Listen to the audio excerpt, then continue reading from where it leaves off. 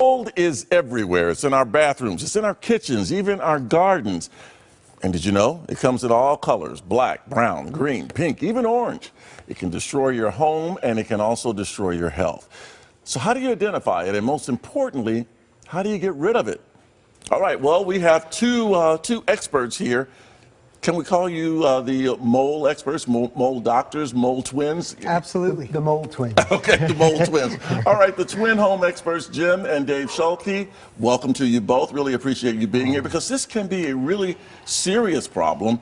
But first of all, let's start with what's the difference between mold and mildew? Obviously, there's a difference. There is. You know, they're both a fungi, but the key difference would be mildew grows more on the surface. Mm-hmm.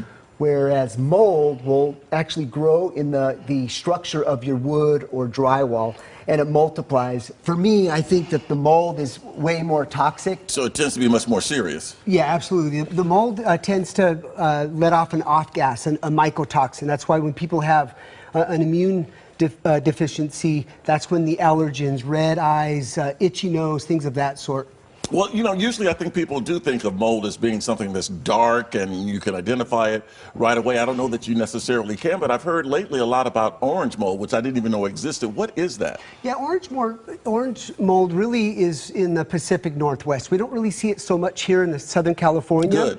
But kitchen sinks, though, Tony, are a hotbed for orange mold just because of the humidity levels. There's a lot of water connections. So we always tell our customers to, you know, double check, inspect periodically underneath those kitchen sinks because orange mold could definitely grow underneath kitchens. Okay, well, with bathroom and, say, kitchen mold, I mean, people try to clean it all the time, and you can clean it, I guess, but it seems to come back a lot. It does, and the reason for that is, you know, bleach is the first source where homeowners typically grab and do a wipe down. That's what I think, yeah. No, it's quite the opposite. It's bleach, Clorox, the consistency of water, you're just actually feeding that fungi. So we get calls all the time where they'll say, hey, I've cleaned it for the last 2 weeks, I've used Clorox.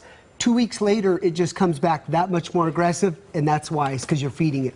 Okay, say you have a flood or a water leak. How do you prevent mold in that situation? Because that's typically what I think a lot of people experience and deal with. Right. Yeah. Dehumidifier is going to be the ultimate piece of equipment. Yep. What that does, if you have a flood or a leak, a dehumidifier right away, what that'll do is it'll extract all the excess moisture from the structure, the wood, the drywall, preventing that mold. Yeah, anytime you get any water event, the sooner you dry, you're going to prevent that mold growth from happening. When is it necessary to call in an expert in situations like this?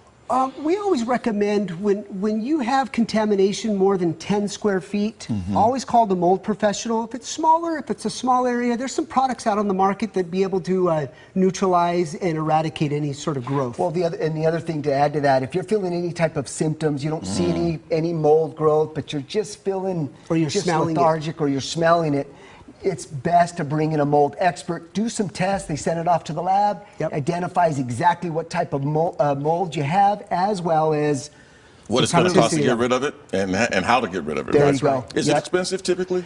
You know, it really depends on the contamination. If it's just outside surface mold, if it's inside the wall, but you know, it can range anywhere from as low as $950 all the way up to $12,000. Just depends, again, on the area of concern. Let's talk about some cleaning tips, and we have them up on the screen right now in terms of what you should do if you're going to be cleaning mold, and talk about those if you would real quickly. Yeah, for sure. You always want to have the right proper protective equipment. You know, rubber gloves, mask gloves, things of that sort.